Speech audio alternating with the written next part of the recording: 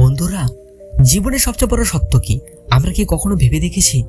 আমরা যাদের সবচেয়ে কাছের বলে মনে করি, যাদের উপর আমরা সবচেয়ে বেশি ভরসা করি, তারাই কি একদিন আমাদের ছেড়ে চলে যেতে পারে? আজকের এই ভিডিওতে আমরা একটি প্রাচীন বৌদ্ধ গল্পের মাধ্যমে শিখব কেন নিজের পায়ে দাঁড়ানো এত জরুরি, কেন বারবার অন্যের উপর নির্ভর করা আমাদের সবচেয়ে বড় দুঃখের কারণ হয়ে দাঁড়ায়। গল্পটি ছোট, কিন্তু এর শিক্ষা বিশাল।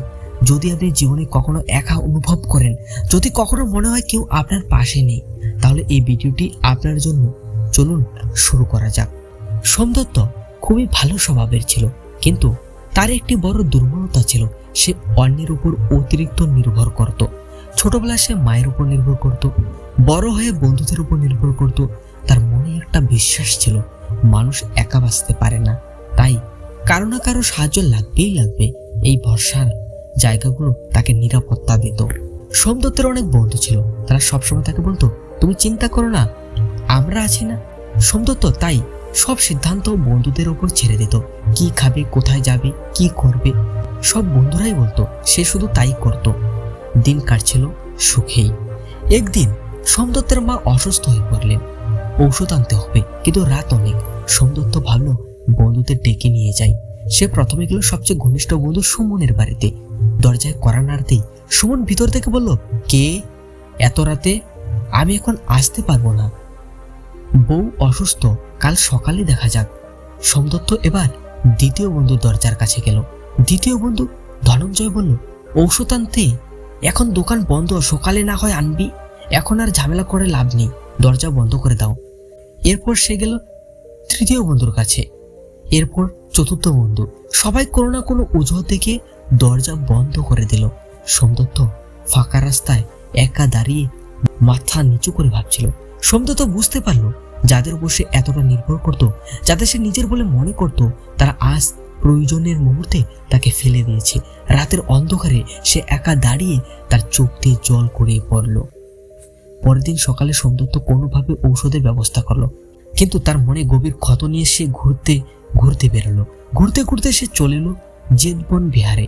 সেখানে বুদ্ধ তার ভিক্ষুদের সঙ্গে ধ্যানে বসে আছেন। বুদ্ধ তাকে দেখে ডেকে পাঠালেন। সোমদত্ত বুদ্ধের পায়ে প্রণাম করে সব কথা খুলে বললেন, কি করে তার বন্ধুরা তাকে ফাঁকি দিয়েছে, একা হয়ে পড়েছে। বুদ্ধ হেসে বললেন, সোমদত্ত তুমি কি একটি নদীর গল্প শুনবে? বুদ্ধ বললেন, একটি ছোট নদী ছিল, সে পাহাড় থেকে নেমে এসে সমতলে পড়ল। নদীটি খুবই সুন্দর ছিল, তার জলে পাখিরা স্নান করত, পশুরা জল খেত, মানুষ তার কিনারায় বসে বিশ্রাম নিত। নদীটি খুব খুশি ছিল, সে ভাবত, আমি কত ভাগ্যবান, এত পাখি পশু আমার কাছে আসে, তারাই আমার সঙ্গী। কিন্তু একদিন ভয়াবহ খরা হলো। সূর্যের তাপে নদীর জল ধীরে ধীরে শুকিয়ে যেতে লাগলো।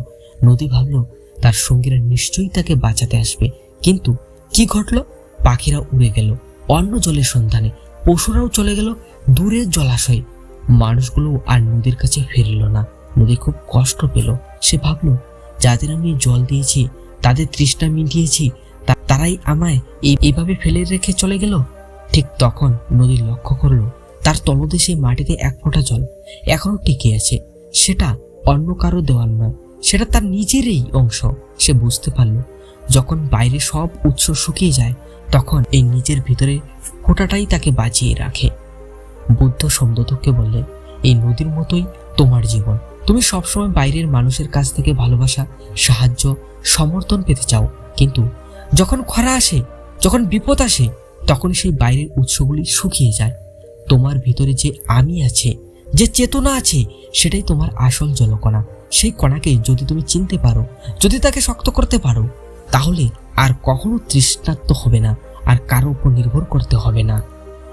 বুদ্ধ আরো বললেন, এই পৃথিবী চিরকাল কারো সঙ্গে থাকে না, বাবা মা থাকে না, সারা জীবন ভাই বোন নিজের পথে চলে যায়, সন্তান সন্ততি বড় হয়ে সংসার পাতে, বন্ধুরা নিজের স্বার্থ নিয়ে ব্যস্ত হয়। এটাই স্বাভাবিক নিয়ম। তুমি যদি এই নিয়ম মেনে নিতে পারো, তাহলে কাউকে হারানোর ভয় থাকবে না। তুমি মানুষকে ভালোবাসবে, তাদের সাথে সময় কাটাবে, তাদের সাহায্য করবে, কিন্তু তাদের উপর নির্ভর করবে না, কারণ তুমি জানো শেষ পর্যন্ত তোমার একমাত্র সঙ্গী তুমি নিজেই। বুদ্ধের কথা শুনে সোমদত্তের চোখ খুলে গেল। তিনি বুঝতে পারলেন, এতদিন তিনি ভুল পথেই হেঁটেছেন।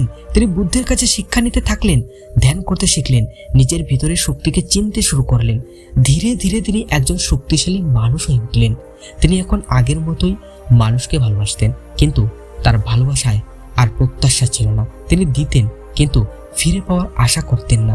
তিনি কারো উপর নির্ভর করতেন না, কিন্তু মানুষ তার উপর নির্ভর করতে শিখল। একদিন তার সেই পুরনো বন্ধুরা আবার তার কাছে এলো। তারা বলল, সোমদত্ত, তুমি এত বদলে গেলে কিভাবে? সোমদত্ত হেসে বলল, আমি শিখেছি নিজের পায়ে দাঁড়াতে। আগে আমি ভাবতাম মানুষই সব, এখন জানি মানুষকে ভালোবাসতে হবে, কিন্তু মানুষের উপর নির্ভর করা ঠিক নয়। কারণ যখন দরকার পড়ে পৃথিবী ছেড়ে যায়, নিজেকে ছেড়ে যায় না। বন্ধুরা, এই গল্প শুধু সোমদত্তের নয়, এটা আমাদের সবার জীবনেই ঘটে। আমরা কোনো না কোনো সময় কারো না কারো উপর নির্ভর করি, কিন্তু সময় বদলায়, মানুষ বদলায়, পরিস্থিতি বদলায়। তখন দেখা যায় আমরা যাদের উপর ভরসা করে বসেছি তারাই প্রথমে দূরে সরে যায়। এই পৃথিবীতে টিকে থাকতে হলে নিজের পায়ে দাঁড়াতে হবে, আত্মনির্ভর হতে হবে। মানে এই নয় যে আপনি সবার থেকে দূরে সরে যাবেন, কাউকে ভালোবাসবেন না। মানে হলো আপনার সুখ দুঃখ আপনার প্রয়োজন, এসবের দায়িত্ব আপনি নিজেই নেবেন। নিজের পায়ে দাঁড়ানোর কয়েকটি উপায়: আত্মবিশ্বাস বাড়ান, ছোট ছোট কাজ নিজে করুন, নিজের সিদ্ধান্ত নিজে নিন। ভুল হোক শিখবেন, কিন্তু অন্যের উপর ছেড়ে দেবেন না। মানুষের শক্তি বাড়ান, ধ্যান করুন, প্রতিদিন কিছুক্ষণ নিজের সাথে থাকুন, নিজের চিন্তা ভাবনা পর্যবেক্ষণ করুন, দক্ষতা অর্জন করুন, এমন কিছু শিখুন যা আপনাকে আর্থিকভাবে স্বাবলম্বী করবে। অন্যের দয়ার উপর কখনো নির্ভর করবেন না। সম্পর্কের প্রত্যাশা কমিয়ে দিন, মানুষকে ভালোবাসুন, কিন্তু তাদের কাছ থেকে সব সময় কিছু পাওয়ার আশা করবেন না। যা দেবেন তা বিনা প্রত্যাশায় দিন। বন্ধুরা, বুদ্ধের শেষ উপদেশ ছিল অপদীপ ভব, নিজের আলো নিজে হও, অর্থাৎ অন্ধকারে নিজেই নিজের প্রদীপ হও। মনে রাখবেন, এই পৃথিবীতে আপনি একাই এসেছিলেন, একাই যাবেন। পথের সঙ্গীরা আসবে যাবে, কিন্তু শেষ পর্যন্ত আপনার একমাত্র সহায় একমাত্র আপনি নিজেই। তাই আজ থেকে নিজেকে শক্তিশালী করুন, নিজের পায়ে দাঁড়াতে শিখুন, মানুষকে ভালোবাসুন, কিন্তু তাদের উপর নির্ভর করবেন না। যখন আপনি নিজেই নিজের ভরসা হবেন, তখন আর কেউ আপনাকে একা ফেলে যেতে পারবে না। ভিডিওটি যদি আপনার ভালো লেগে থাকে তবে অবশ্যই লাইক করুন এবং আপনার বন্ধুদের সাথে শেয়ার করুন। কমেন্টে লিখুন, আমি নিজের পায়ে দাঁড়াবো। আজকের এই প্রতিজ্ঞা নিজের কাছে রাখতে চ্যানেলটি সাবস্ক্রাইব করে রাখুন, কারণ এখানে আমরা নিয়ে আসি সত্য নিয়ে এমনই সব অনুপ্রেরণামূলক গল্প। ধন্যবাদ।